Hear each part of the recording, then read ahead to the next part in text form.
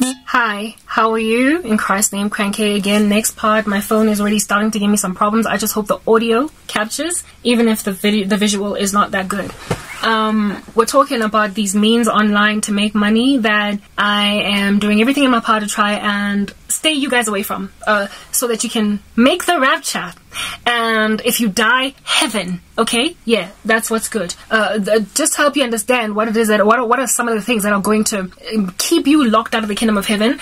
And once, for instance, if the rapture happens tomorrow, once it happens, if you find yourself still here on the earth, I'm hoping to help you understand why you got left behind, so that you don't just feel all disillusioned. But I loved you and I prayed and I was so serious and you still left me behind. If you are engaged in any of these practices to make money, that's likely the reason why. I just made mention in the previous part of ill-gotten gain, unjust gain, where it is that you're stealing somebody else's content and you're making it your own, you're reporting it as your own without citing them or crediting them. That's ill-gotten gain. It's entirely ill-gotten gain. You're better off doing a reaction video to somebody else's content rather than just using somebody else's content as your own, even if it is like content in a blog or a what do you call this thing? Something that you found on the web in written form, but then you make it in word form, as in you make it a script. You're still stealing unless you credit the source. All right, plagiarism is like a whole thing. So unless it's coming from your own belly, bubbling rivers of those living waters, honey, then you are cheating, and that is not ever going to get you accepted into heaven. Even if you're in church every Sunday, or you pray a whole bunch, or you're always fasting and all that jazz, these are it's just a thin line. God will give you conviction of sin when you're walking in it. Hence why some of the methods recommended, I could have employed them, yet the Holy Spirit told me within my core, did he reverberate the fact that, but you will be cheating on me if you do that, so don't. And so I didn't, okay?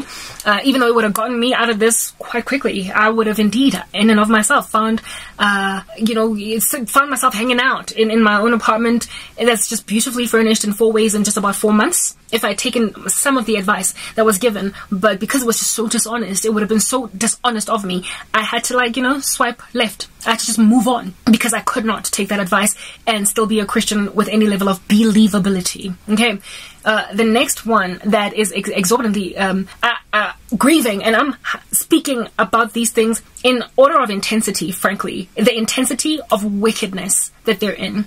Guys, softwares like Jasper, Chat GPT, and Writer. I'm not saying steer clear. I'm saying unless you are using them as research portals to come up with cue cards for a speech or an essay that you are going to add meat to, you are cheating. What Chat GPT should be for you, and I acknowledge it is an excellent tool if at all you use it in a holy way. Remember, we are sheep among wolves. We are to be innocent as doves, though shrewd as snakes.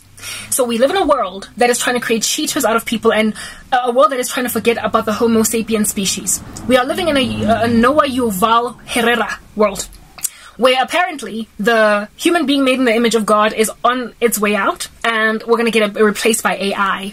That is the world that we're living in. They are trying to replace the image of God in us with something ominous, eerie, and electronic and artificial.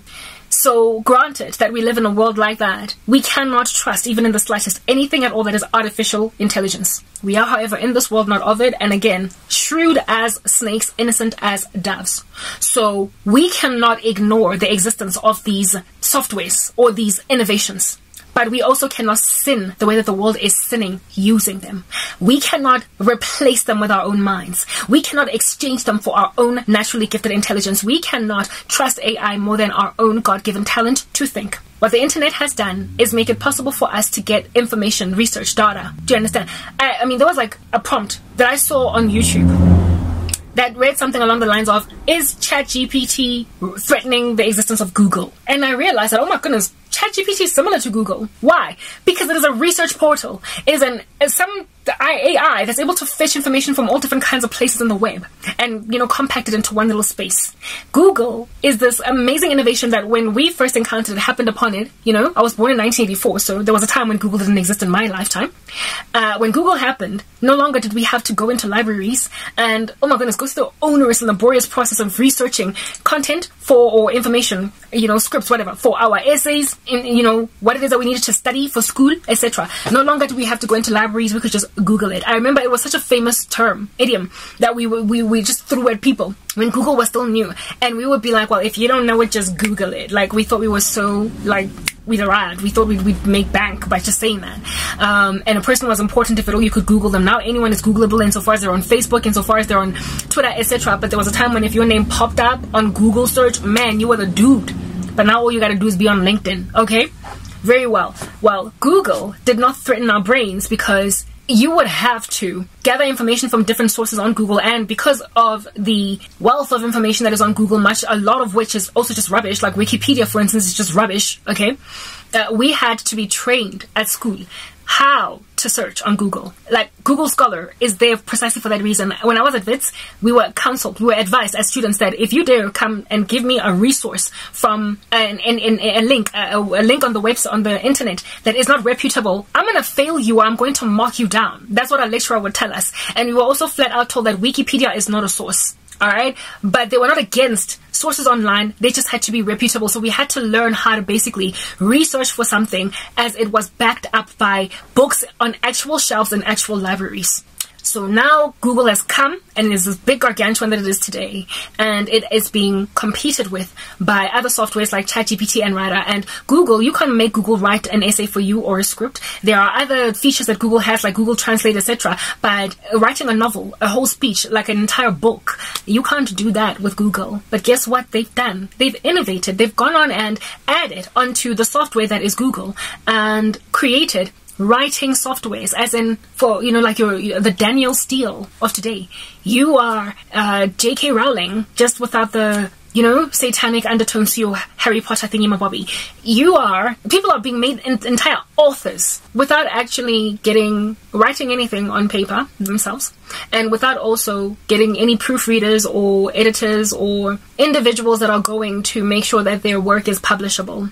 And they're putting them, unfortunately, on Amazon. You know, back in the day, you had, there is beauty to history, guys. Like, when the simpler times, the reason why literature was so excellent back in the days is because it was just so hard to get published. Like, you had to go through a publisher, a person that would put money into a paperback that, you know, would have to get sold, and you would get a profit based on that. They would have to approve you. Now anybody can publish without the middleman on Amazon with an ebook. And while that has made a lot more authors be able to get their work out there and get recognized, it has also made a lot more charlatans wealthy through literature that is basically just rubbish. A whole bunch of gobsmack that is in your face, but that's nonetheless selling on Amazon. Why would it sell and get high reviews if at all it's rubbish? If you put something that's rubbish, you might get one sale, 2, 3, 10, but those people will come back and be like, this one is nonsense, and so you're not going to sell again. But they're getting excellent reviews. Why are they getting excellent reviews? And so people are continuing to buy and buy and buy and buy and buy.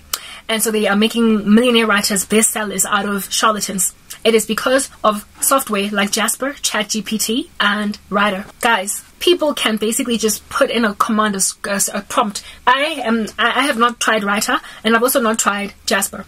Apparently Writer has got a paid plan and a free one. ChatGPT is currently introducing a paid plan. It never used to have one. It tried it out and it's now overcapacitated by lazy folk. And so now one of these days we're going to get a paid plan for using ChatGPT. It's literally on its way. It's inevitable. It'll inevitably happen. And the person behind ChatGPT, by the way, is that mastermind behind the Mark of the Beast called Elon Musk.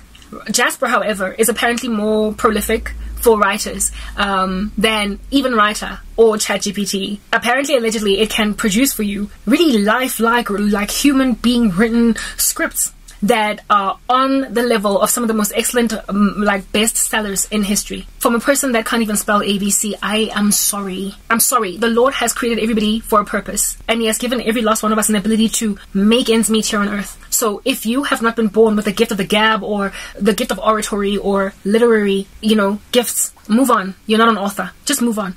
Or hire somebody to write your autobiography or whatever that is a writer, but then you will acknowledge them for having written your book, even though you gave them the general concept. You gave them the idea and they wrote it. That's the thing about people who in and of themselves are not writers, but they want to get a book written. They hired someone to scribe for them and they acknowledged them.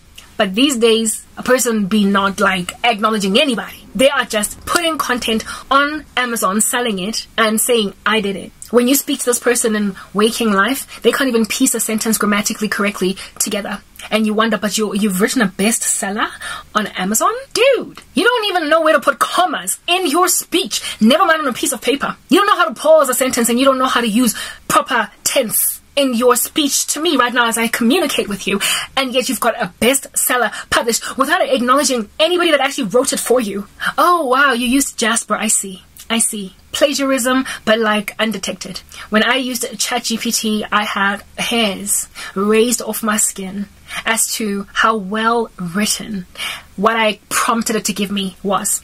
Now, okay, let's move on to the next part to help you understand ChatGPT, what I asked of it, but how that still was not enough. However, I was incredibly pleasantly surprised by what it spewed out. Artificial intelligence is this gargantuan threat to the human race's intelligence. It is the fulfilled prophecy of that incredibly wicked random of the World Economic Forum by the name of Noah Yuval Harari. Like, they speak all these ludicrous things that are astronomically taboo, and we are like, never will the human race be replaced. We are the Homo sapien greatest people around. Please, we overwhelm the Neanderthal. And then after you disagree with Noah that we are being taken over by AI, you go and you use ChatGPT to write a book. Honey, you've already been taken over. You are no longer a Homo sapien. You are no longer in the image of God, because you have made some other CRISPR-Cas9, however, in literary form, come and, like, what is this word that I'm looking for? Edit your genome. Next part.